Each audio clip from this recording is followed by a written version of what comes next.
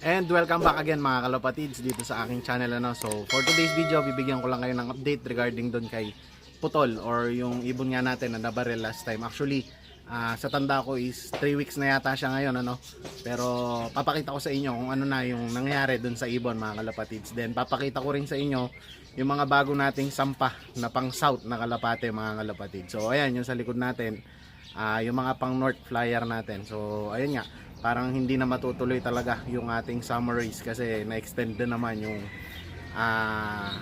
community quarantine nga mga kalapatids dahil nga sa COVID-19.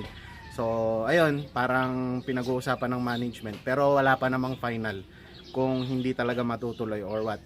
Abang-abang na lang kayo kung meron pang karera ng summer race or baka winter race na agad yung papasok mga kalapatids or yung north nga natin na karera sa UFC is karera sa Tagulan, sabi nga nila. So ayun mga kalapatids, kung bago ka pa lang sa aking channel, huwag mong kalimutan mag-like, mag-share and subscribe. Hit the notification bell para lagi kayong updated tulad sa mga videos na to mga kalapatids.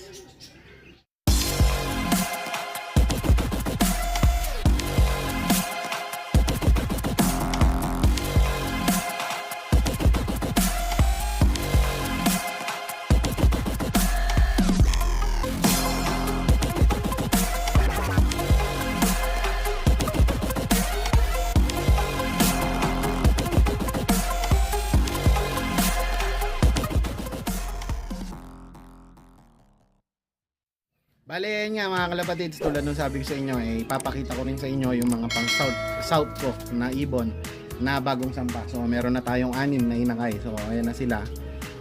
Then actually na walay yan, sa tanda ko is 4 days na sila dito. Kaya medyo alam na nila. Then ibu-viewing na natin sila mga kalapatids.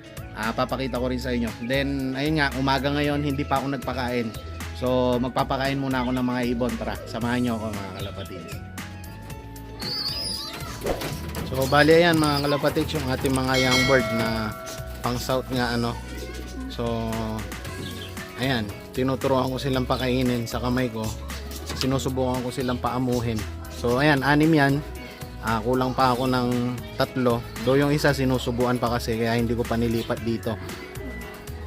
Bali 7 na yan yung nakalabas. 3 na lang yung kulang ko. 10 kasi yung ilalaro natin sa susunod na south nga na paparating. So ayan maamo na sila, medyo maamo kasi nga silang araw ko na itong tinuturuan na pinapakain ko sa kamay ko. So kuha pa tayo ng patuka.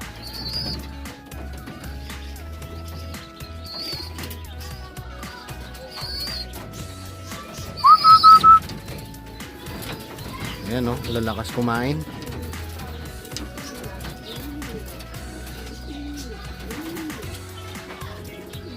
Actually, ayan kung mapapansin nyo yung kamay ko is may sugat-sugat.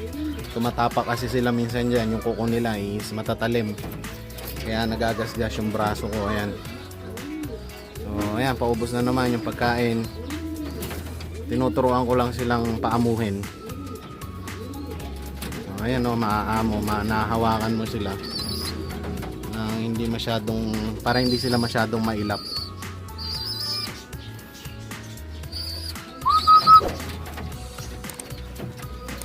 Gutom na gutom.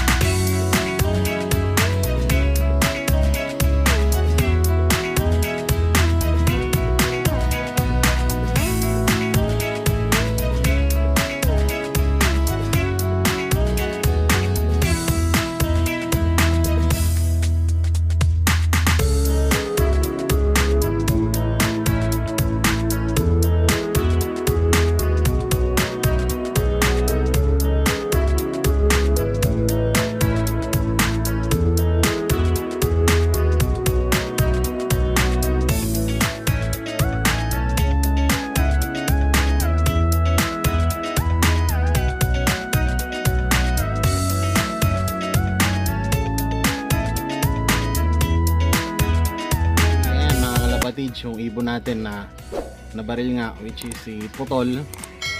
Si Putol is parang lumpo na. Ewan, pero 3 weeks na kasi yan. Daw galing na yung sugat niya, pero hindi pa siya nakakatayo. Hindi ko alam anong nangyari. Hindi ata na-develop yung buto niya, pero titignan pa rin natin. Kumakain naman siya, malakas siyang kumain. Medyo nahihirapan lang talaga siya na tumayo or maglakad. So papakita ko sa inyo.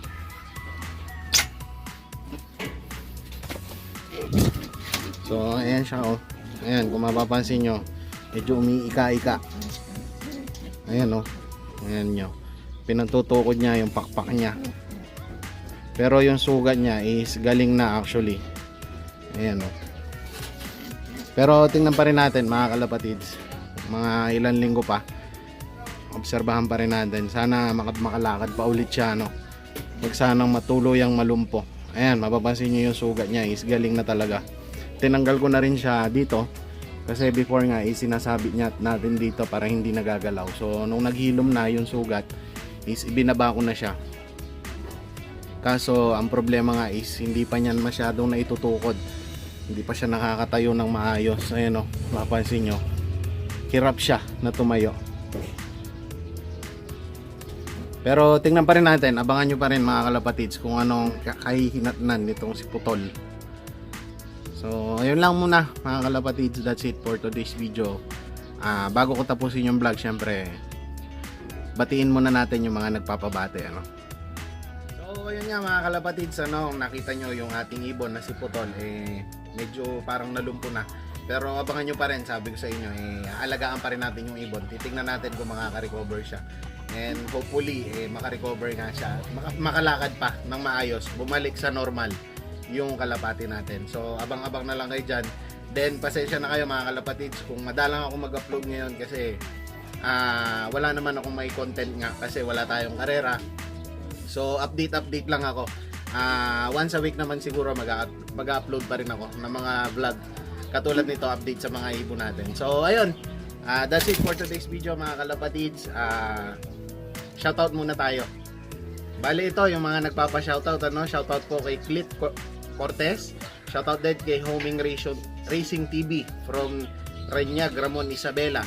Shoutout din kay Razel Jan Liangco from Bacolor. Kay Joy, Carl, Rafael, kay Eva, and Ray Carl from Atimonan, Quezon. Shoutout din kay SBR Love from San Jose del Monte, Bulacan. Shoutout din kay June Salgado from Riyadh, Saudi Arabia. Shoutout din kay Rainier Albo. Kay Tres Marias Love TV. Then shoutout din kay Oliver Orense, ang Verlof ng Taguig. Shoutout din kay Jericho from Arayat. Kay Jimmy Romero. Shoutout din kay Gulbanglo from Florida Blanca, Pampanga. Shoutout din kay Manuel's Love TV, isang vlogger. So pasyalan nyo yung channel niya mga kalapatids, ano. Shoutout din kay Bong Brian Makapinlak. Then shoutout din kay Aldrin and Janet from Mabalacat. Kay Red Lion Love from Boracay. Marlex Pigeon Love TV. Shoutout din kay ZA Brother Love from Batangas. Kay John Lloyd Kamayang from Bicol. Then kay Sian Santos. Then lastly kay Norberto Quintos from Micawayan, Bulacan. So yun lang yung mga nagpapa-shoutout mga kalapatids. Sa mga gusto magpa-shoutout, just comment below. And yung location nyo mas maganda para alam natin kung taga saan kayo. So ayun lang. Good luck sa ating lahat mga kalapatids. Ingat kayong lahat.